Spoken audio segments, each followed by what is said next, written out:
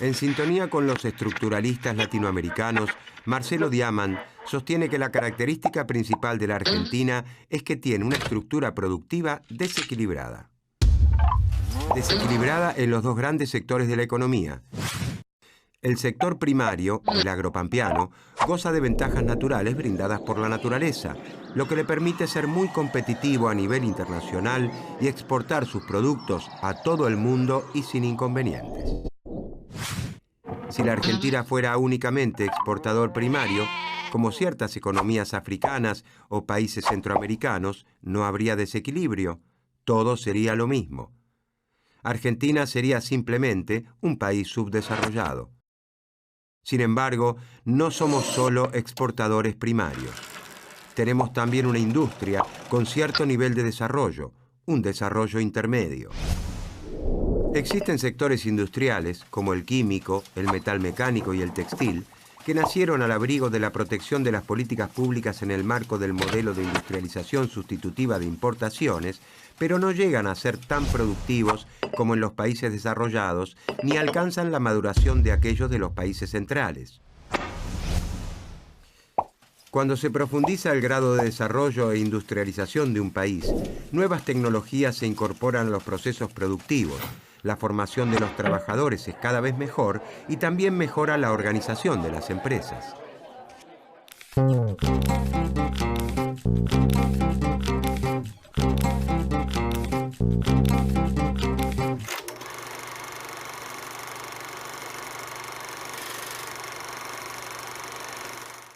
Uno de los principales problemas de nuestro país desde la implementación del modelo de sustitución de importaciones a principios de la década de 1930 es que la industria no logra exportar. No puede generar ella misma los dólares necesarios para comprar los bienes importados que necesita. No se autofinancia. Cuando la industria crece, se requieren cada vez más divisas para adquirir insumos y maquinarias. Sin embargo, la propia industria no logra adquirir las divisas y el país depende para esto de la exportación de bienes primarios. Las exportaciones son necesarias para hacer frente a las importaciones, que se pagan con moneda extranjera, fundamentalmente con dólares. La producción nacional utiliza materias primas e insumos fabricados en el país, pero existen siempre otros que necesitan comprar del exterior. Repuestos, maquinarias, combustibles e insumos de alto contenido tecnológico que no llegan directamente al consumidor, pero son vitales para la producción.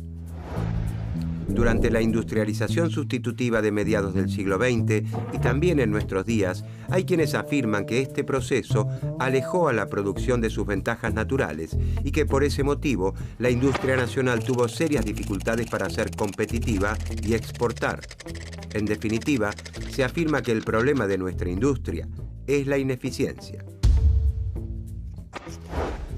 Diamant no está de acuerdo en llamar ineficiente a nuestra industria.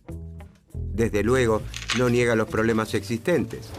Nuestra industria tiene un nivel de productividad menor que el de los países desarrollados y también menor que el del sector primario. Pero observa Diamant que esos distintos niveles de productividad no son un impedimento para que los países puedan comerciar. De hecho, países con distinto grado de desarrollo, como Estados Unidos y Malasia, pueden intercambiar manufacturas. No solo los países más productivos son los que venden sus productos industriales en el mercado mundial. Diamant observa una condición necesaria para que los países con menor grado de desarrollo puedan competir con sus manufacturas en el mercado mundial. Esta condición es el control de su tipo de cambio. Como todos los bienes que se compran y se venden en el mercado, las monedas extranjeras tienen un precio. Ese precio se denomina tipo de cambio. Cuando sube el tipo de cambio, para nosotros, por ejemplo, el precio del dólar, significa que los dólares son más caros, que se necesitan más pesos que antes para comprarlos. Lo inverso ocurre cuando el tipo de cambio baja. Nuestros productos no se venden en el mercado mundial en pesos, sino en dólares. Para convertir los bienes nacionales que se producen en pesos a la moneda a la que los compra el resto del mundo, generalmente dólares, los debemos pasar por el tamiz del tipo de cambio.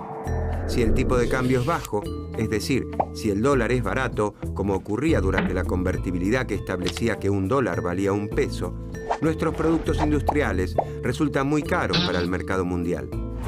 En cambio, si el tipo de cambio es alto, es decir, si el dólar es más caro, le permite a la industria exportar y generar en parte los dólares que necesita para comprar insumos y equipos que aún no se producen en el país.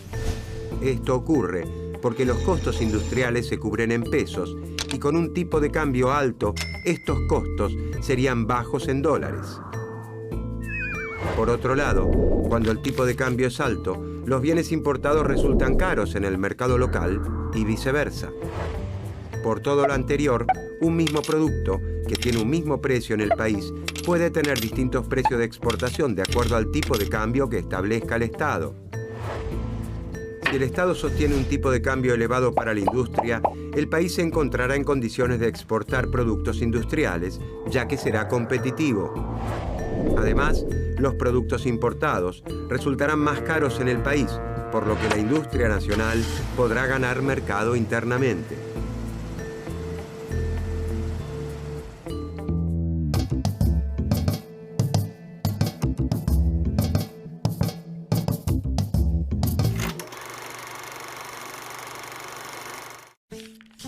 Diamant afirma que el problema de la estructura productiva argentina es su desequilibrio interno.